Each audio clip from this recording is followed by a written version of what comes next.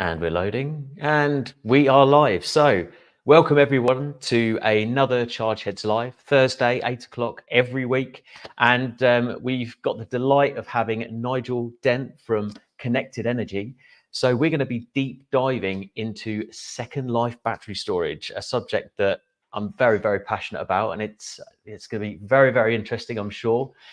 So, if you've got any questions for myself or Nigel along the way, whack it in the comments. That would be great. Just a little bit of housekeeping before we start. The video this week that I sent out about the free lowered suspension, someone did win that, and it was someone I know. So we're going to be dropping that suspension off to them and a bit more. So wait for that one. And today I went to see VAS Technology and their EV conversions, which was a Tesla powered Classic Mini and another Model 3 Tesla motor powered Defender with condensers to keep the batteries cool because it's going to Abu Dhabi. Very interesting video that will be. Very nice. Yeah, really interesting one that. So yeah, that will be coming, I would have thought, next week. So Nigel, welcome to Chargeheads Live. Thank you, Tim. Yeah. Please tell me a bit about your background. Tell us lots about Connected Energy. Far away. The floor is yours. Definitely. Okay. Well, yeah, this is fantastic. Thanks for the opportunity to do this tonight, Tim. I'm really looking forward to it. Yeah. So a little bit about me. I lead the sales and business development for Connected Energy. I've been with the business for 6.5 years. My background, I was studied mechanical engineering at university. Joined Rolls-Royce. I was at Rolls-Royce for about 8 years, doing large marine engines for power generation. So big engines, 5-6 megawatt engines.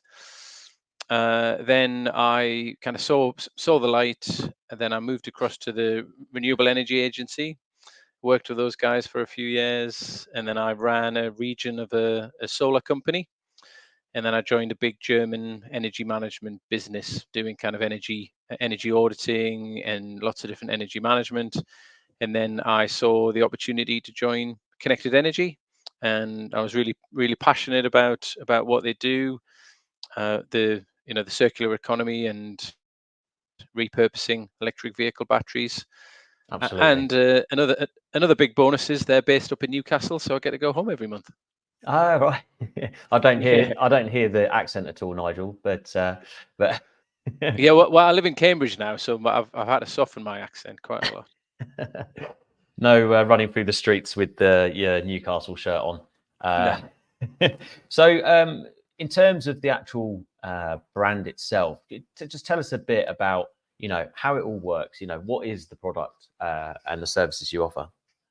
Yes. So Connected Energy, if we start from the beginning, they were founded in 2010. So as an energy storage business, that's quite a long time. Wow. And our founder, well, one of our founders, Matthew Lumsden, is still there. He's the CEO of the company, very passionate. It was Matthew and a guy called Ian McDonald, who at the time was chief electrical engineer at Lotus. And they had a conversation over a few beers. There's going to be lots of electric vehicles coming on stream over the next 10, 15 years. What's going to happen to all of these batteries? Yeah. Ian had quite a lot of experience in electric powertrain, working with Lotus and actually the Tesla Roadster. So, Wow. Yeah, Lotus were involved in that. So the company went out to seek some funding from DEC at the time, Department of Energy and Climate Change. They were successful, and we had a demonstrator on Lotus Car's site for a number of years, where we were actually trialing lots of different batteries, and that's when we kind of struck up the relationship with Renault. Yeah. So we've been working with Renault now for 7 years, and we currently repurpose their Renault Kangoo battery. Right. So the business, we take electric vehicle batteries after they've had their first life in a vehicle. We get them tested by Renault to our specification, and then we repurpose them into an energy storage system, a stationary energy storage system. And we've been doing that commercially since 2018. So pretty much when I joined, there was a commercial product to go out there and sell, and that's basically what I've been doing with my team over the last 6.5 years. And the batteries, what battery is a good battery? What is a bad battery from a second life point of view for connected energy? Yeah, there's a number of factors really. So we get most of our batteries 20 to 25% degraded. Okay. We run the batteries in series as well, because EV car batteries have a much lower voltage, so we run them in series, which increases the voltage up to 800 volts. Mm-hmm. We're looking for batteries that have similar usage profiles. We're also looking at form factor as well. So we're stacking these batteries in a container. Yep. And that's the nice thing with the Kangoo battery. They're reasonably flat. They don't have any surprises. One battery that we were looking at a number of years back, they had the e-stop right in the center of the battery. So if we put one battery one way, one battery the next way, you've then got two e-stops right next to each other. So yeah, form factor is really good. How that battery is being designed for, ideally for a second life application. When you say e-stop, do you mean the battery cutoff? Yes. Yeah. Yes. Okay. Sorry. Yeah. Emergency stop. Yeah. Okay. Super. And how many of these Kangoo batteries go into a container, and what's the total kilowatt hours that it makes up? Yeah. So the 24 Kangoo batteries go into our container, and that gives us 300 kilowatts, 360 kilowatt hours. So 300 kilowatts of power, 360 kilowatt hours of capacity. The reason that is, you may think that is a small number, but the batteries that we are taking started their life about 8 years hence. So these Renault Kangoo batteries started their life at 22 kilowatt hours. If you went to a Renault dealer now, you could get a Kangoo with a 60 kilowatt hour battery. Yeah. So they start their life at 22. We get them at 15 kilowatt hours. 15 times 24 is 360. So that gives us our capacity. Right. Okay. So does this mean that as time goes on, the battery pack will naturally increase in power because of the available batteries then? Exactly. Yeah. Wow. Yeah. So we were very fortunate to be invested in by Volvo Energy Yeah. 2.5 years back, and we are working on a project with them. We have a letter of intent with them to develop another system using the Volvo truck battery pack, and that comes to us around, I think it's 60 to 70 kilowatt hours. Mm-hmm. So that's much more power dense. So we can potentially get around about a megawatt in a 20-foot container. Yeah. So you can just see that scale of movement moving from passenger vehicles to commercial vehicles. And you guys already got the plans for the containers? Is it the same size container, just more power, and I suppose more weight? I mean, what are the kind of main differences for these newer generation batteries, or is it too early to tell? So the challenge that we've been given from Volvo is to see how much power and how much capacity we can get into a 20-foot container. Yeah. Okay. Because they're looking at putting these containers onto their service centers. Yeah. All around Europe and across the globe, where they're electrifying their fleets. They need EV chargers. They need high powered EV chargers, and a lot of service depots have quite small import capacities, Mm-hmm. because when they started those service centers, they didn't need a lot of power. Right. So yeah, so you put a battery storage system on there that supports that high EV charging demand. No, perfect. And with I suppose if you started with NMC chemistry batteries, is there the vision of changing the chemistry as the battery packs change? Are you guys ready for that? And what does Yes. that affect in the battery storage moving forward? Yeah, so we are looking at a lot of bus batteries, which are LFP. Mm-hmm. We have a flexible control architecture, so it's really, in some ways, the battery itself is agnostic to our technology. So we're all about integrating with the battery's BMS system. So we Yep. take the battery in pack form with the battery's BMS. Yeah.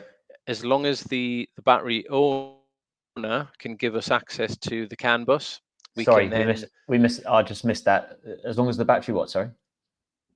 Sorry, as long as the battery manufacturer or the battery owner. Yeah. So that could be the manufacturer. It could be a fleet owner if it's a bus. So they purchase the bus and they're purchasing the battery. Yeah.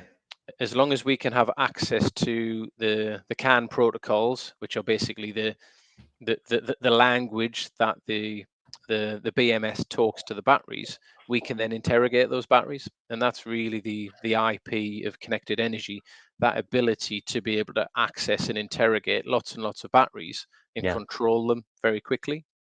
Yeah, no, I mean, as I understand it, having the original BMS there and all the connected wiring just makes life a lot easier, and it's a lot, I suppose, more simple. To get all the batteries talking and being able to monitor it, the battery cell levels, etc.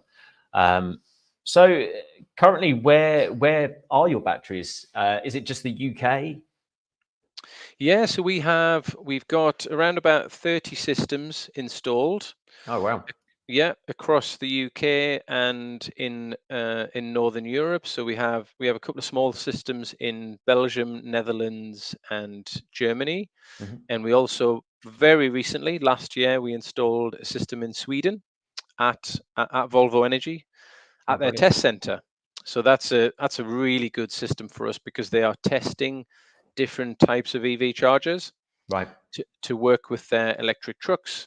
And at the same time, our battery storage system is connecting into lots of different types of EV chargers. So we're testing how the interoperability of our BES works with different types of EV chargers. So that's really good.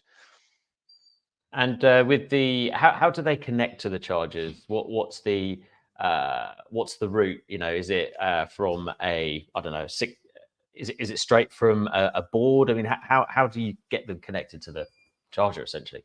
Yeah, so from a power point of view, our battery storage system goes onto the distribution network. Yep. And the EV chargers connect onto the distribution network. So we're providing power into the ring. We meter the chargers, so we have metering on the chargers. If it's a single charger, we can connect directly into the charger via Modbus, and we've done this in Sweden with a Siemens charger. So with our HMI, our hardware management interface, we can see the charger, and we can control the power that goes into the charger. Yeah. So what we tend to do is we tend to put limits onto the site. So Volvo Sweden, we know they have 100 kVA supply, but they have a 350 kilowatt charger. So what will happen is the first 100 kilowatts will come from grid, and then our battery storage will then kick in and provide the other 250 if they're doing a full charge. Yeah. And then we can manage the import capacity of the site at that 100 kilowatt level, and we do that through that Modbus protocol. Yeah, because the 100 kVA, I suppose, will cover about 50 kilowatt charger, Yes. and then essentially your battery just gives it that extra boost. I'm guessing, and it will last as long as the battery has a state of charge. Essentially, is that correct? Yeah. Exactly. Yeah. Right. So is there two scenarios? Is there a scenario where the battery is connected to the particular location grid? Is there another scenario where the battery is just connected straight to the charger at all? That is the future. Yeah, definitely. Okay. Yeah. So our next generation of system. So our current system, the 300 kilowatt, is called an e-store. Yep. And that has an AC output. So we have inverters inside the container that convert from DC, which is the battery output, to AC. So it then goes into the AC supply. When we get to DC chargers, we can then connect. This is the next range of product. We can have a direct DC output directly to the chargers. So you could have EV chargers directly mounted either to the container or onto a skid right next to the container. Yeah. No, that sounds a very good prospect, certainly. Yes. Yeah, and that's gonna massively reduce the losses on the site. What's the kind of time frame for that? Is there a particular roadmap that you guys have got for that? Yeah, around about 18 months. Oh wow, that's good. Yeah. Yeah. So the plan is to have at the moment our container is classed as modular, so everything is housed within that 20-foot container. Our next generation is classed as a split system. So you'll have a 20-foot container, and then you'll have a DC block and an AC block, and they could be 10-foot containers, they could be 5 foots, they might even just be a kind of a purpose-built module. That DC block will have the EV chargers connected to it. No, that sounds good. And you mentioned it being modular. I am aware of a particular location where you've got more than one of the batteries. Are there any of the locations where you've used more than 2 batteries connected to each other?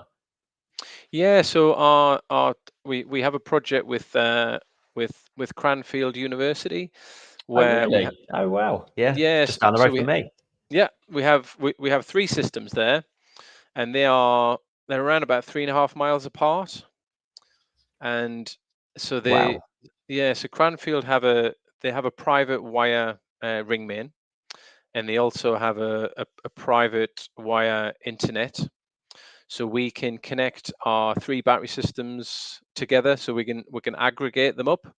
So we have a 300 kilowatt next to the solar farm, which is capturing excess solar. We have another one at the energy center where there's an air source heat pump.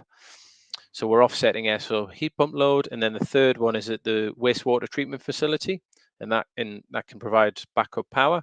And then we use an aggregator and our GCD, which is our group control device, to pull all of the energy together, which will give us 900 kilowatts. And then we can then offset their peaks in the afternoon. Wow.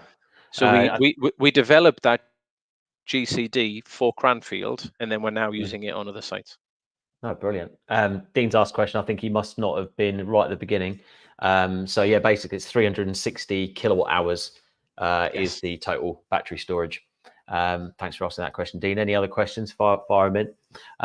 No, that sounds great. And obviously, the fact that they are going to be getting bigger for certain applications, I think that's going to be key, because the battery market is the potential is humongous.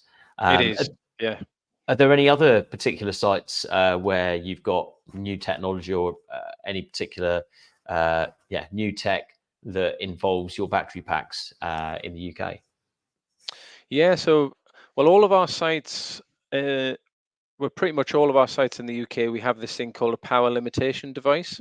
Right. And that's something that we've designed in-house, and it's really controlling the amount of electricity that goes back to the grid. And this works really well with the EV charging scenarios and any solar capture.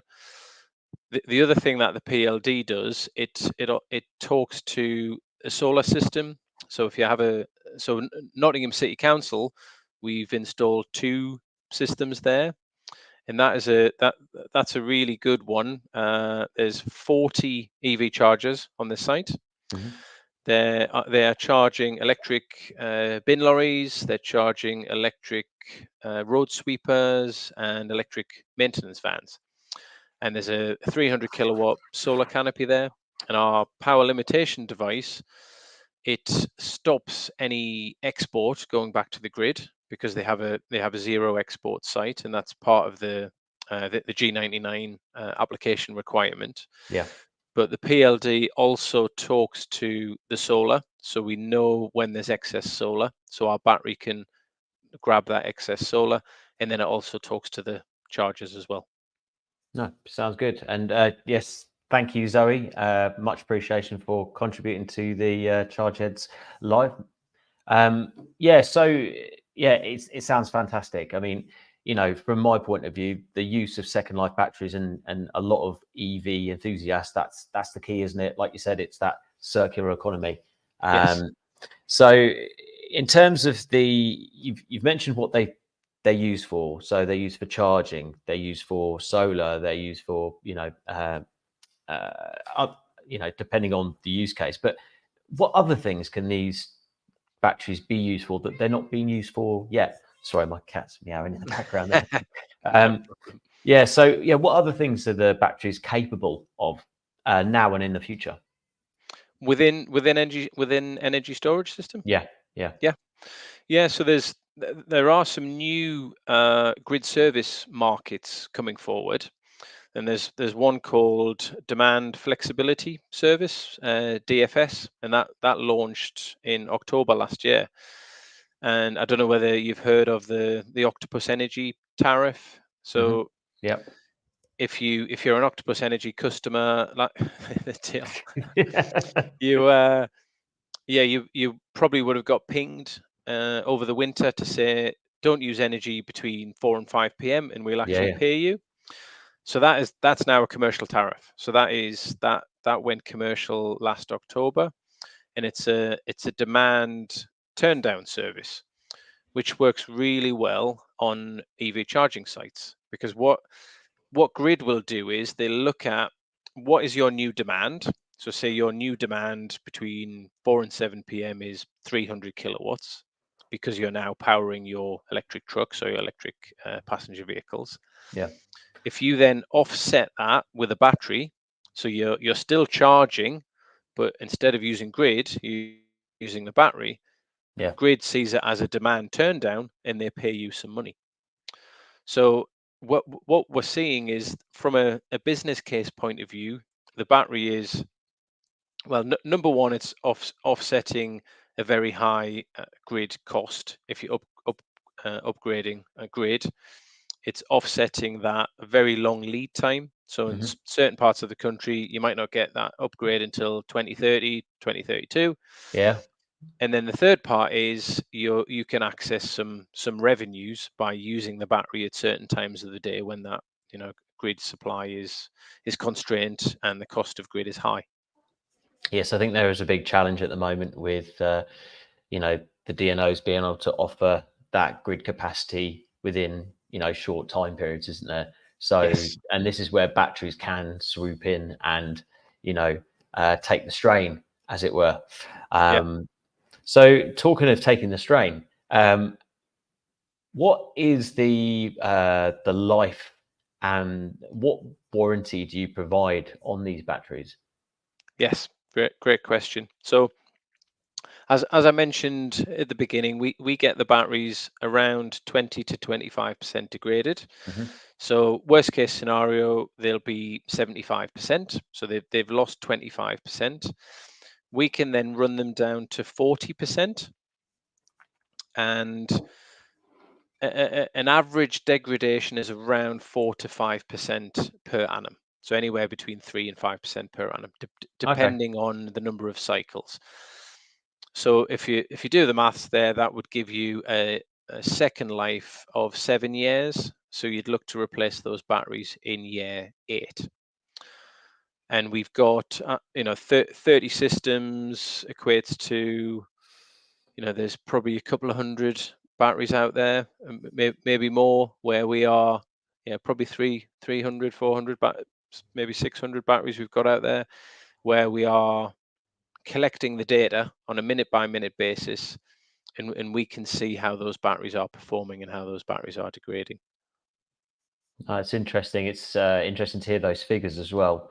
I know my car's due another battery test soon, and it is very interesting. And I think the EV enthusiasts and the markets, potential markets for EVs and batteries, are very interested in those kind of stats, especially with all the negativity in the media occasionally. I say occasionally around that. So no, that would be that is very interesting.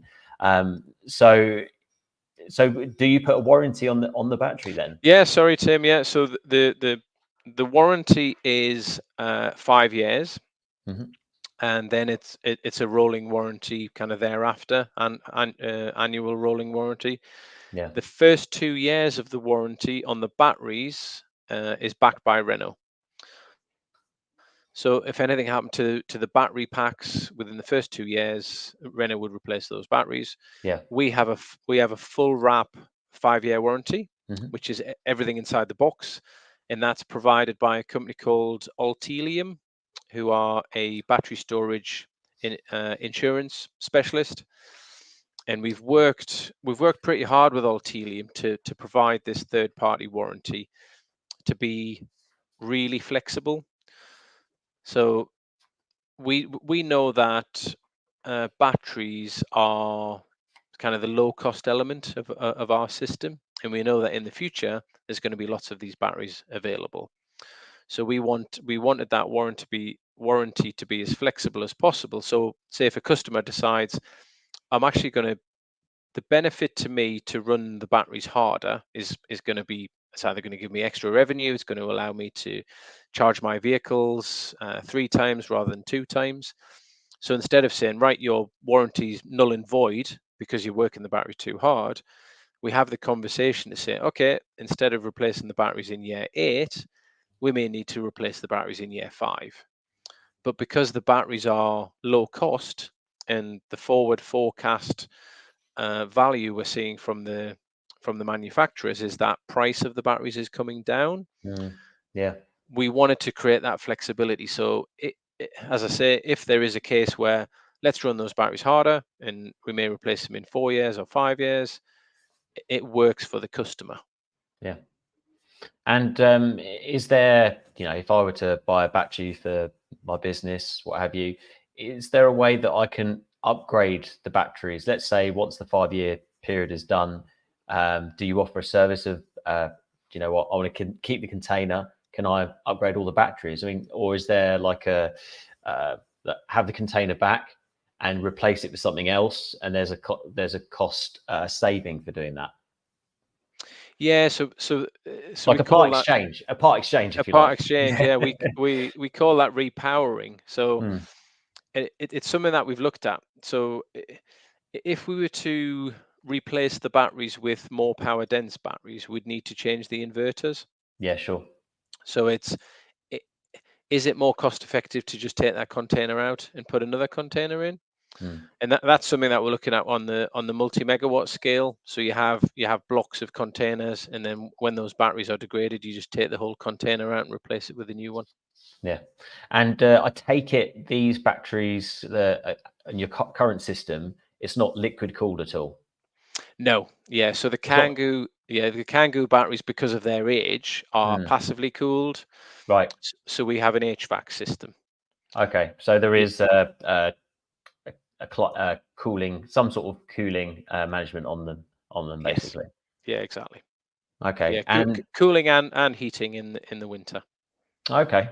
Yeah. Okay. And how does the heating work? It's just it's just a blown system. HVAC. So it's Okay. yeah, HVAC system. So it either blows cold or blows warm. And maintenance, it's something that is often forgotten about on Yes. the charging side of things. And EVs, it's obviously a completely another subject, which I won't touch upon now. But yeah, what maintenance do these type of batteries need? So the batteries themselves need very little maintenance. So as I say, we collect so much data on those batteries, and we're collecting that data minute by minute, and we provide all our customers with a monthly health check so they can see how those batteries are degrading. The HVAC system needs to be tested and checked. The inverters need to be tested and checked, and the power control system needs to be tested and checked, and that's on an annual basis. Mm, So we do a site visit once a year, but we're providing preventative maintenance daily, weekly, monthly okay. as part of that monitoring and maintenance package. So yeah, so knowing that they are well, I'm sure in all cases that where your batteries are there, those batteries being up and running is absolutely key, essential, if you like. So having that service level agreement, I'm sure gives them a certain amount of uh, Yeah, peace of peace of mind. mind. Yes. Beat me to it. No, that sounds good. That sounds really good. So in terms of the battery industry at the moment, when I was in my previous job, there's obviously lots of different battery companies out there. There are. What was really interesting to me is the fact that you guys are a second life battery option. be Yes. assessed. And there's obviously new battery module options out there, and there's permanent and temporary. Do you see connected energy going into any of the other different sectors of the battery industry? So we get lots and lots and lots of inquiries about temporary solutions. Yeah, Uh, I bet. and I'd love it I'd love for us to be able to have a product for that marketplace. We Mm, actually started, so our very first system up in Dundee, which is still there, was it was an 8-foot container, 60 kilowatts, 90 kilowatt hours. So that that was one of our concept systems. yeah, If you think about a battery system, an R 300 kilowatt system, you split that container in half. One half of the container has the power control system and the inverters and the other yeah, elements. That's a fixed cost. The other half of the container is the battery cost, and that's the low cost. So if we shrunk down to a smaller system, that fixed cost for us is still very similar. yeah. So the smaller we go, the less cost effective we become. Brilliant. Whereas the bigger we go, the more cost effective we come, because our fixed elements are very similar, Mm, but the low cost, which are the batteries, that becomes lower and lower and lower the more batteries that we put into the system. So connected energy as a business, we're looking to go more power dense. With yeah, of course. we've got the project with Volvo. Yeah. We're also doing our own project called System Alpha, Oh, where right. we're looking at Renault Zoe batteries, Yep. and we're developing our own project in Norfolk, where we'll start at 2 megawatt hours, and then we'll go up to 8 megawatt hours, so Wow. a 4 hour system, Yeah. and that's about to start back end of this year, and then we'll test for around about 12 months. Yeah. So yeah, unfortunately, we're not really going down the temporary route, because our containers are, they're heavy. Those batteries Yeah. are heavy. Our 300 kilowatt system is around 13.5 tons. Right. Yeah, we've looked at it. Ideally you want to be lower than 4.5 tons, so you can use a high ab to lift and drop on the back of a container. Yeah. For us to go down to 4.5 tons with our current batteries, it would be less than 100 kilowatts. Knowing that obviously we've got truck charging is a key key part of the market from a charging point of view, and I'm sure batteries are already a part of that. Can you tell me about the recent project with Volvo that we were speaking about earlier? How are Yeah, you definitely. how are you helping them? What was it that your battery does for Yes. that project? Yeah, so we're working with Volvo Bus and Truck here in the UK, and we started talking to Volvo probably this time last year, and they came to us with a challenge where they wanted to be able to charge their electric trucks and their customers' electric trucks at two of their high profile centers, which Yeah. basically are kind of the spine of the country, of the highway. One of those is in Enfield, and the other one is Carlisle. Uh, as I mentioned before, these sites, when they were purchased or leased, they're 60, 70 kVA supplies, because they need some power for the braking, testing machines, and a kettle, and a few other some lighting and some heating. Hmm. No one thought back in the 80s that we're going to put 300 kilowatts of power onto that site to charge an electric vehicle. No. So we looked with Volvo at the Enfield site and the Carlisle site to see what they currently had from a supply point of view. So Enfield was pretty low. I think it was 70 kVA. Carlisle was a little bit higher, around 100 kVA. Yep. And then we did an application to the grid to see whether we could get anything. Yep. We're quite fortunate that our project manager Darren used to work for UK Power Networks, Oh, so okay. he tends to ask the right questions. So we managed to get an additional 50 kVA at Enfield, and I think we got around about 80 kVA up at Carlisle. So Enfield, great example, that is sitting at about 120 kVA, but they're putting a 300 kilowatt charger onto that site. They've also got 5 22 kilowatt chargers for their courtesy vehicles. Mm-hmm. So, if everything is plugged in, there is 420 kilowatts of load there, and you've only got 120 kVA supply. So what we did is we modeled the two sites. So we look at the half hourly data, we look at the EV usage profiles, and because it's a private site, we can predict that with Volvo. So we can do looking at the kind of the online calculator as well. I thought I'd organically pop us over to the site here. Pop that up. So then that tells us the size of battery storage system that would support them. Yeah. And in both cases, it's a 300 kilowatt system.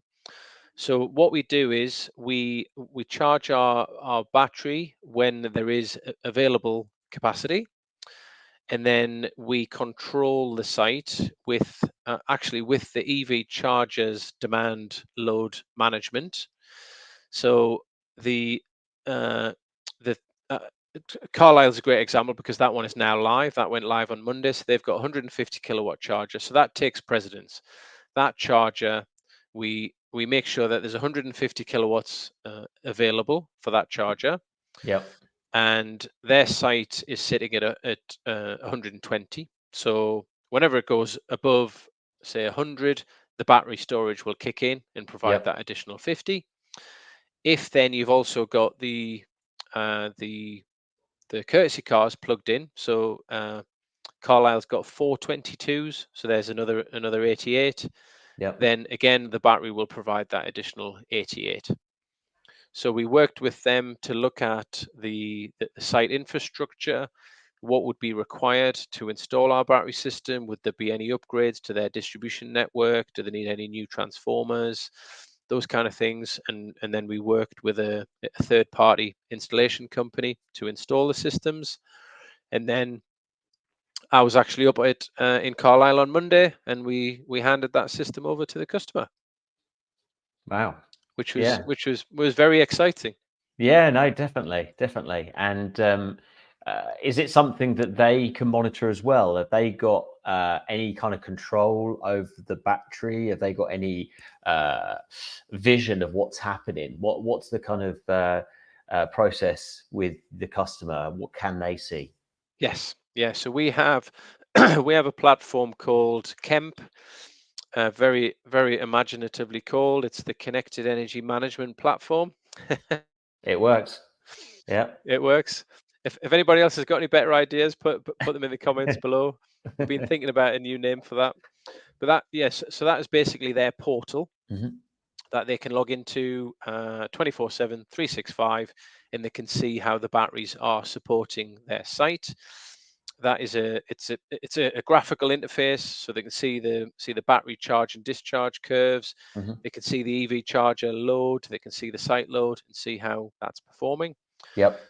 What we tend to do is we tend to let the site run its course for the first month to 6 weeks, so we get to learn how they're using the 150 kilowatt charger, how the courtesy vehicles are being used by the smaller chargers, and then we'll then go in and do some training with Volvo to show them this is how our battery system is being performing. And in the background, we've got a team down in Hethel who are monitoring that, and we're constantly adapting.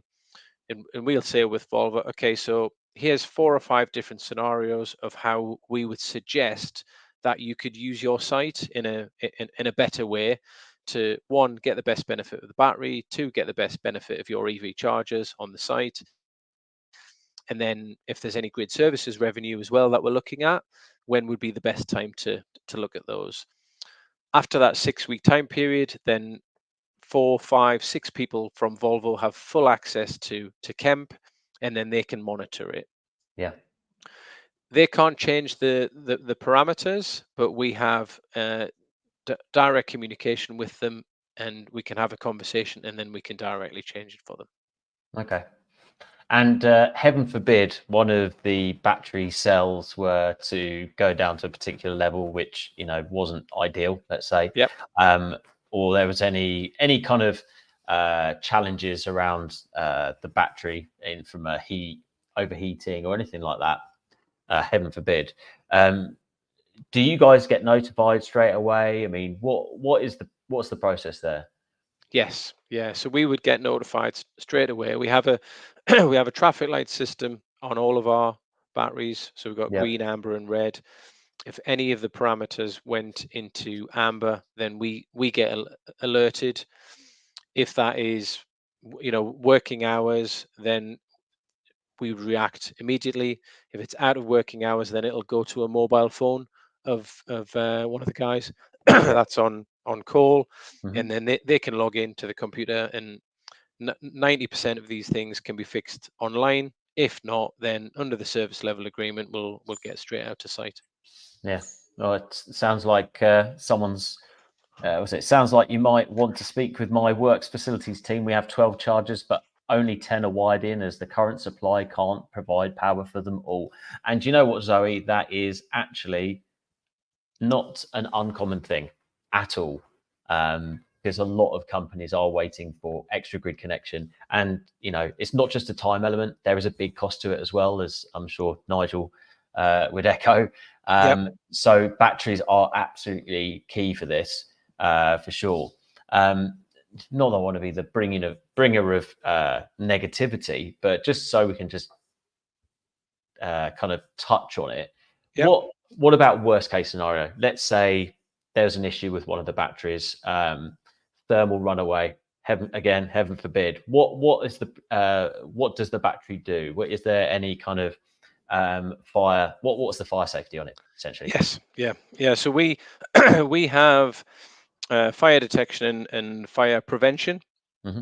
So we're all about prevention and early detection through the traffic light system. So we have 30 systems out in the field, and only 2 of them have a fire suppression system. Yep. Which is it's an add-on, and any customer can have that system. But we work through detection, so we are monitoring the system right down to the cell level. If you were talking to Matthew, the CEO, today, safety is our number one priority, and it's been number one since the business was started. Yeah. So we have the gas detection, carbon monoxide, all of the detectors within the container, and we are monitoring it, right down to, as I say, that cell level. So we make sure that a battery pack would be shut down before it gets to that eventuality. Yeah, we had a chap on from, I'm terrible at names, Nigel, CellGuard, a chap from Yes. Oh, so you know the technology? Yeah, I've heard of it. Yeah. Yeah, that's something that I've got in each of my battery packs from an early warning point of view, which is obviously important in these circumstances. But as I'm sure you agree, as battery technology and chemistry changes, and safety is just increasing, Yes. more and more, isn't it? Which is great. So as I'm sure the batteries upgrade, the safety of your systems get even more safe in those areas. What's the insurance like? I know that quite a lot of so I'm just gonna let my cat out. One sec. Oh, there you go.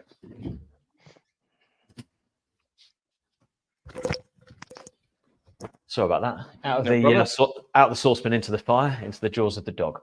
They like playing each other roughly. So in terms of the insurance, I know that's come up a lot with businesses. Yes. From a charger and battery point of view. What challenges have you found with the insurance side of things? So from an insurance point of view, here in the UK, it tends to be location. So batteries need to be a certain number of meters away from buildings. That varies depending on the insurance provider. Could be 2 meters, could be 5 meters. That tends to be the main one, really, for us, because most battery storage systems that we are selling, because of the size and the scale, go into a commercial environment. So they're going into a yard, they're going into an industrial environment where there is space, and they can be situated away from the buildings. No, great. Now this all sounds fantastic, Nigel. And do you know what? I knew it was. I already knew it was a fantastic system that you guys have got on the product, and that's why I wanted you on. And I've certainly learned so much more. But as it always boils down to price, and I'm sure you can't be too specific. But roughly, what are we talking currently for a battery, a container of batteries, 300 kilowatt hours? Around about 150k for 300 kilowatts. Okay. And where do you see the price going sort of in the future as battery packs? Because I'm guessing it's that balance, isn't there? Because as battery packs get bigger, obviously, do you think the price will stay similar, but it will just go up in terms of battery density for your containers? Yeah, I think the battery price. Well, we definitely know that the battery price is coming down. So one of the benefits of second life batteries is the through life cost. So if we look at a bill of material now, batteries are around 35-40% of that cost, whereas in 7-8 years time, that is looking less than 10%. Wow. So to replace the batteries in a 300, 360 in 8 years time, if the price stays the same as what the manufacturers are telling us, it's around about £15,000. Right. So 10% of the system cost. No, sure. What we're seeing. Oh, sorry. No, you go, Nigel. Yeah, what we're seeing is our balance of plant cost is very similar, but the batteries are becoming more and more power dense. So we're looking to get 1 megawatt into a 20-foot container.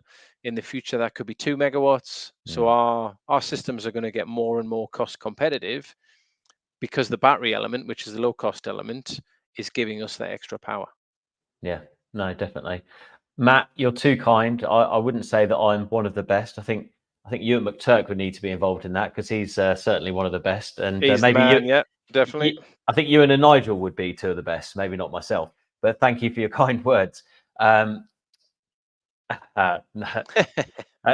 another story, Zoe. That competition's finished. You must have missed the beginning. Yes, my dog is called Rebel. So yeah, the from a battery point of view, what's going to say? Going back to the price. That's right. The price. So yes. Is there a way that you can manage the price? Do you offer packages just to make it more, more palatable? Because it's obviously quite a big chunk of money. What do you provide there in terms of help, maybe from a finance point of view? Yeah, great question. So we offer lots of different models. We offer a battery as a service. So you capex. I just missed that. Battery what? Sorry. Battery as a service. Yep. So, did you get that? Yep. So that is the balance of plant is purchased as a capex purchase. Mm-hmm. Then the batteries are leased. Yep. So that in 8 years time, when you want to replace those batteries, that just happens automatically through your monthly lease payments. Mm-hmm. We do battery storage as a service. So that's everything in the box is leased. And that's over a 5, 10 or 15 year. And you get a fully maintained, fully warranted, all spares included, performance guarantee and availability guarantee. So that is a monthly lease system. We can also do kind of a standard lease and hire purchase as well. No, sounds good. Sounds good to have it's kind of essential to have all those options these days, as I'm sure Yes. you know, Nigel. The thing that I was going to ask, but it just flew away, was is there any danger with the price of new batteries coming down being more comparable to used? And is it really going to be a question of, okay, more of a actually, excuse me, more of a, okay, well, from a business and ethical point of view, actually, second life versus new, there's not much price difference, but really we ought to have the second life battery for this storage. What's your view on that, and where do you see that going? Yeah, that's a really good question. Yeah, the price of first life systems are coming down, Mm. but you're mining precious materials out of the ground, whereas our systems, that material has already been mined 7 or 8 years ago, and the carbon the embedded carbon has already been realized over 7 or 8 years by offsetting a diesel or petrol vehicle. I talked to a council today, the head of sustainability, one of the councils, and they are now looking at that from, so if they're investing in solar, what is the embedded carbon within solar, within a solar system, because you've got your solar frames and the panels and everything else, and then they are then overlapping a battery system, and they looked at a first life system which took the kind of the carbon benefit from 3 years up to 10 years because of Yeah, that, the mining of the materials, whereas a second life system is, you know 2 or 3 years, because that carbon's already being embedded in the vehicle. yeah. And this is kind of just leads me on to what the EV and electric transition sectors are missing from the government, which is support. So yes, okay, you Yes, could put, I don't know, eventually more of a, I don't know, carbon tax on a new versus a used battery, but ultimately there should just be more support for the second life battery. exactly. Yeah, I think it's a well, you could go down the origination tax route, but I don't think that would fly. So yeah, like you, Tim, I think a benefit Mm. for repurposing, a, a, a repurposing tax would be good. Yeah, the carrot and stick approach. Unfortunately, the government forgot to plant a load of carrots or seeds. Yeah, yeah, But I think that comes to actually quite a nice natural end. There is going to be more, so don't just turn off just yet. But yeah, I think the support from government and businesses or foundations that can support is going to be absolutely key for all th- electric transition. Nigel, is there first of all, if anyone's got any more questions for Nigel or for me, anything about connected energy or charging in general, whack it in the comments now. Not what's the name of my cat, Zoe. And Nigel, is there anything else you wanted to share about connected energy? Anything exciting that's going on in the future? What's happening there? Yeah, definitely. So I've touched upon connected energy developments. So that's us developing our own bigger system, Mhm. megawatt system. But we're also looking at working with bus manufacturers, truck manufacturers. We've also been talking to a number of plane manufacturers, aircraft manufacturers, which is very interesting because they're Yeah. telling us that their batteries, when they get to 90%, they have to come out Wow. because of safety. Yeah. So Sure. that could be within 18 months to 2 years. Yeah. These Yeah. batteries are coming out and they've still got 10 plus years of their life. So we've done a lot of work over in Hethel, which is our engineering center. So we've got a full test rig set up there where we can test different types of batteries, and we are looking for partners.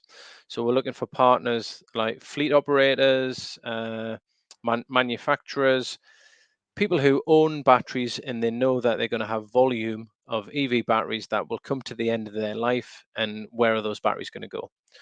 and that's where Connected Energy are moving to be in the position where we can take megawatts and megawatts of batteries in the future, 2025, 2026, 2027, where we've got our systems designed and available to take a multitude of EV batteries. No, that sounds great. And I didn't hear you talk about ports at all.